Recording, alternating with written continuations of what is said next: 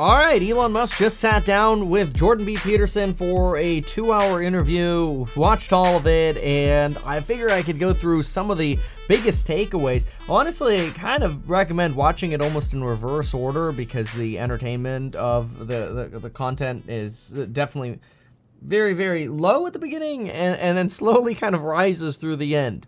And so we actually end with the explanation of why Elon Musk and how Elon Musk is actually donating to Donald Trump. So Elon Musk first reported or responded to reporting by the Wall Street Journal that it was fake news that he was donating $45 million to Donald Trump. I claimed on my live streams and elsewhere that this is probably just Elon being a politician. That of course he's not donating $45 million to Elon Musk because you can't donate $45 million to Elon Musk. There's a limit of like $5,000 or whatever that you can donate to an individual candidate. Well, this interview confirmed that that was exactly correct. Elon Musk makes the following clear. He has created a PAC, a political action committee. It is called the America PAC. And essentially, with a PAC, you can donate nearly unlimited amounts of money to support the causes that you believe in. The causes that Elon Musk believes in are the following: anti-DEI, pro-merit, promoting freedom to operate with the least amount of government intervention possible, the hand of the government should not get heavier every year, and he is for free speech. He argues that Democrats used to be for the free speech party, and today they are the party of censorship. Instead, Elon Musk says that today it seems Republicans are the party of the meritocracy. In other words, the Republican Party mostly aligns with the principles of personal freedom. He gives some examples of how the Biden administration sued them for not hiring asylum seekers. I know this case, the Justice Department argued that there were no restrictions that Elon Musk could actually cite for not hiring asylum seekers, and that's why he was being discriminatory. That case ended up getting dismissed by a U.S. judge anyway. It's a little complicated as to why it got dismissed, but it's gone anyway. And so Elon really clarifies this and says, look, his support of $45 million per month to this PAC is really because he believes in making America greater. So he tries to sort of carefully balance around this idea of, hey, I'm not MAGA, I'm MAG. I want to make America greater, not necessarily I'm MAGA. And so in an effort to make America greater, he is going to donate to his PAC, which can then support the Republican Party, aka Donald Trump. So in other words, this is just Elon. Excuse me, that was weird. This is just Elon kind of being like the classic Elon politician, where kind of like how Reuters is like, oh, the Model 2 is gonna get delayed, and no, fake news, and then a month before the event, yeah, it's delayed, So like everybody loves to bag on the mainstream media and Reuters and that. Don't get me wrong. I'm just saying, when Elon says stuff is fake news, it often is cast in this vision of, oh, well, all of that is not 100% true. Okay, Elon, well, which part is true? Because you basically just said, yeah, that's right, it's fake news. I'm not donating directly to Donald Trump. I'm donating to the American PAC, which just happens to be throwing all of its money behind Donald Trump. Okay, fine, whatever. So Elon Musk also says something that was really incredible here. He goes through this pretty emotional story of how his son Xavier became trans during COVID. And he says the following. He says, quote, I vowed to end the woke mind virus after the death of my son Xavier. That was really impactful. Now, his son Xavier didn't actually die. Xavier is just now known as Vivian Jenna Wilson. And this individual has completely disowned and sort of separated themselves from Musk. They've made it clear they want nothing to do with Musk. Here's a picture of the individual. Oh my gosh, there's so many pop-ups on this website. But anyway, this individual is now Vivian Jenna Wilson. Previously, Xavier Alexander Musk. And Elon thinks he was duped by doctors in 2020, thinking that if he didn't help his son transition, his son would commit suicide. And Jordan B. Peterson responds to this and says, this is malpractice. It is malpractice to allow people to change their genders. It's not backed by science. It is worse than lobotomies. It is the mutilation, especially of children, and it shouldn't be allowed. And Elon and him clearly agree on this.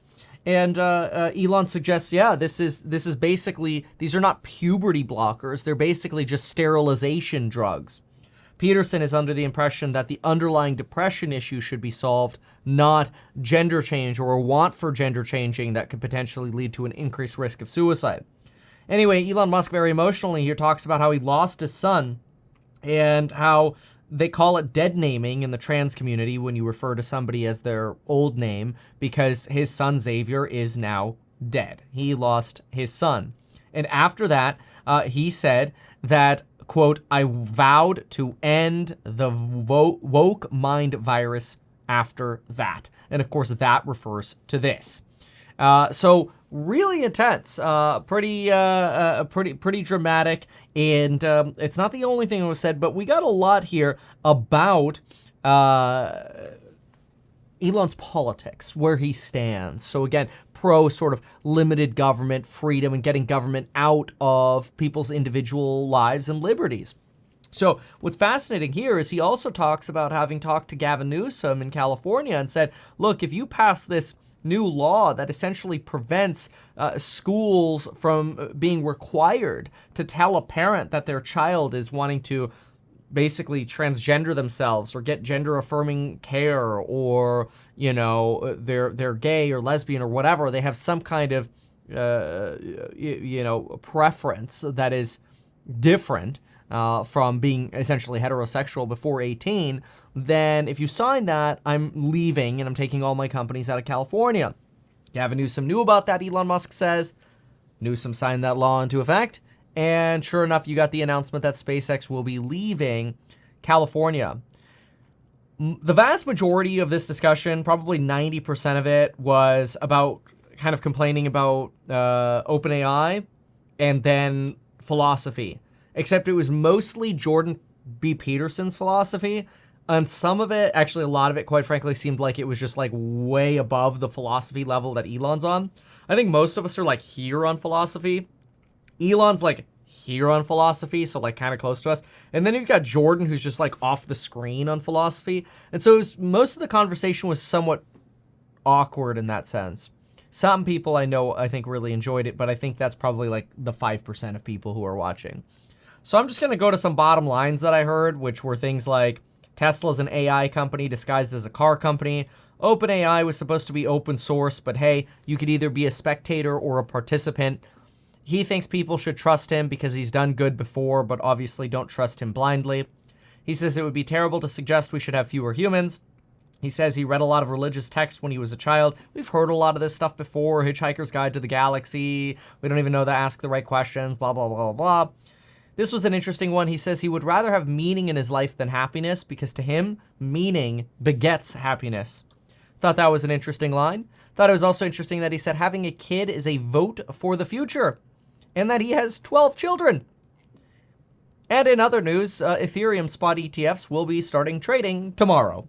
So that's sort of my distillation of about 2 hours and 5 minutes. Frankly, I kind of wish I only listened to like the last 15 minutes, like the Trump and the politics stuff on, and the transgender portion that was very emotional and enlightening.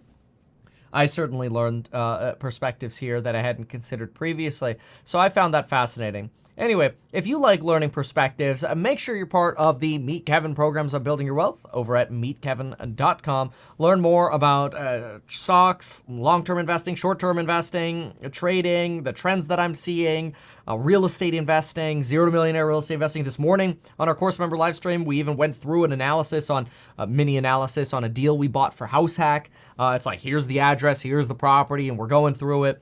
We're just, it's a great group, and we just love talking about money. So if you want to be a part of it, we're live every day the market is open.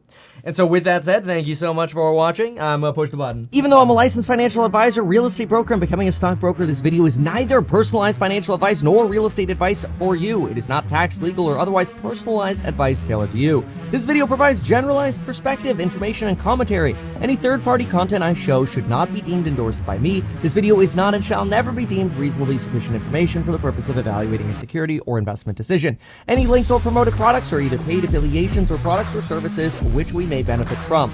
I personally operate and actively manage the ETF and hold long positions in various securities, potentially including those mentioned in this video. However, I have no relationship to any issuers other than HouseHack, nor am I presently acting as a market maker. Quick note as well, it seems like a lot of folks are saying Jordan cut Elon off way too much. This was like the first half felt like it was Jordan being nervous and getting comfortable interviewing Elon, so he just copes by talking more. That made it a little rough. Anyway, thanks so much for watching. We'll see you in the next one. Love y'all. Goodbye. These things that you told us here, I feel like nobody else knows about this. We'll try a little advertising and see how it goes. Congratulations, man. You have done so much. People love you. People look up to you. Kevin Paffrath there, financial analyst and YouTuber. Meet Kevin. Always great to get your take.